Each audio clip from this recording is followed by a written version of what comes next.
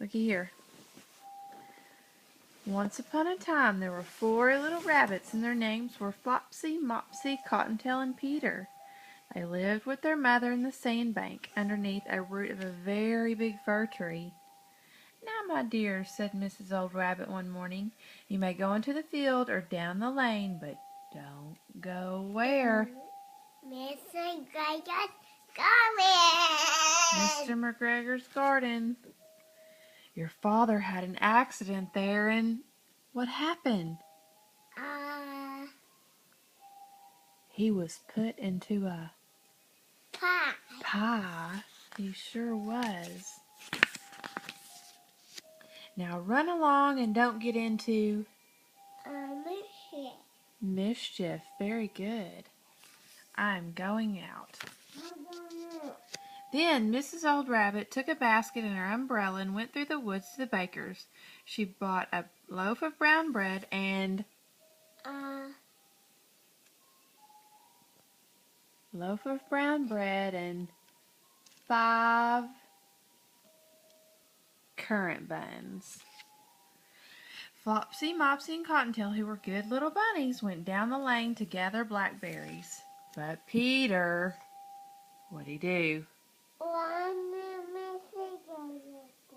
What'd he do? He ran straight away to Mr. McGregor's garden, and he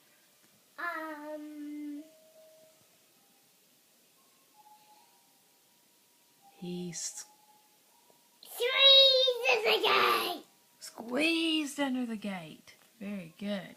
I know, Mama, but I'm worrying about Sadie. First he ate some lettuces and some French beans, and then he had some radishes. Feeling rather sick, he went to look for some parsley. That's it. Okay. But around the end of a cucumber frame, whom should he meet? Mr. McGregor. Mr. McGregor was on his hands and knees planting out young cabbages, but he jumped up and ran after Peter, waving a rake, saying,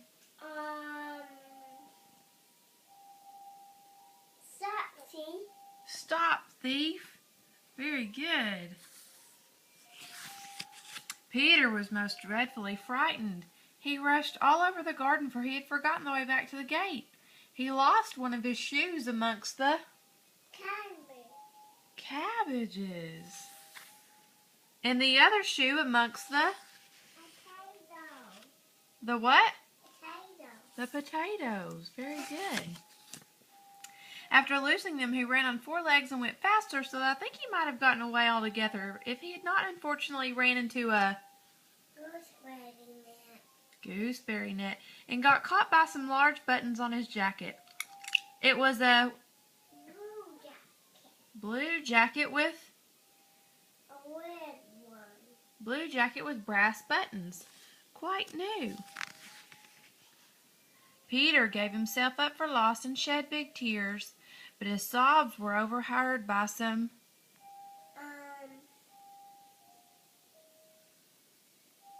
what kind of birds? A sparrow? Friendly sparrows who flew him into excitement and implored him to exert himself. Mr. McGregor came up with a scythe which he intended to pop up on the top of Peter, but Peter wiggled out just in time, leaving his jacket behind him, and rushed into the tool shed and jumped into a can. It would have been a beautiful thing to hide in if it had not had so much water in it. Very good. There's cold water in there. And no, Katie. And Mox's mommy snow. And it's cold.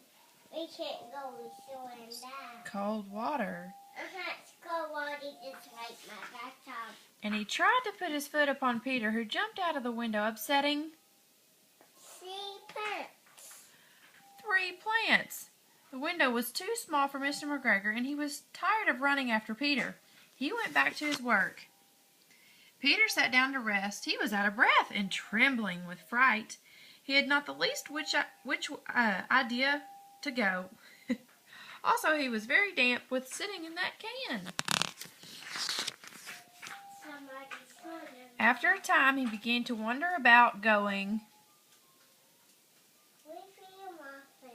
lippity-lop, very good, not very fast, and looking all around. He found a door in a wall, but it was locked, and there was no room for a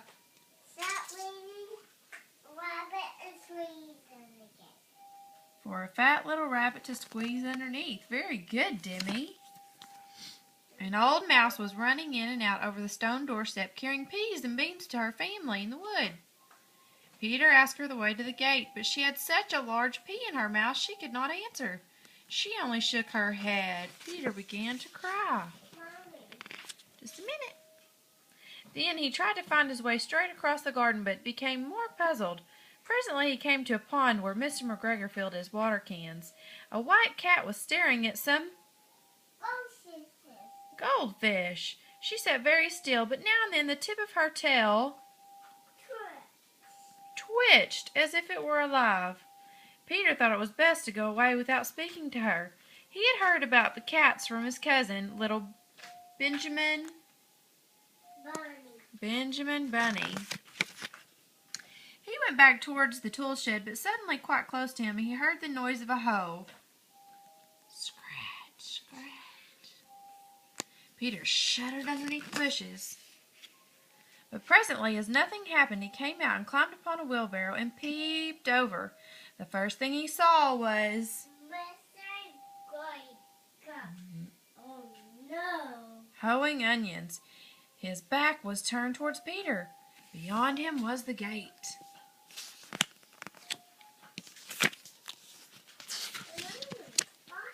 Peter got down very quietly off the wheelbarrow and started running as fast as he could go along the straight walk behind some blackcurrant bushes. Are you listening?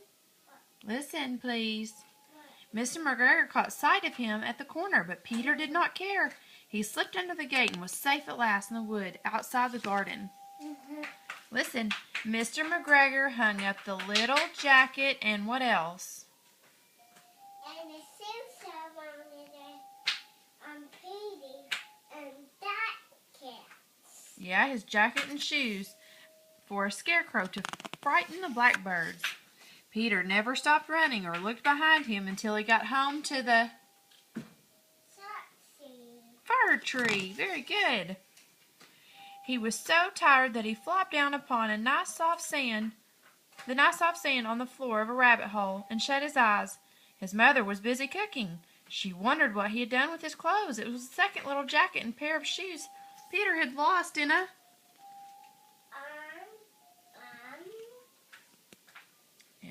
fortnight. I'm sorry to say Peter was not doing very well during the evening. His mother put him to bed and made some camomile tea and gave a dose of it to Peter. 1 tablespoon to be taken at bedtime. But Flopsy, Mopsy, and Cottontail had bread and milk and blackberries for supper. The end.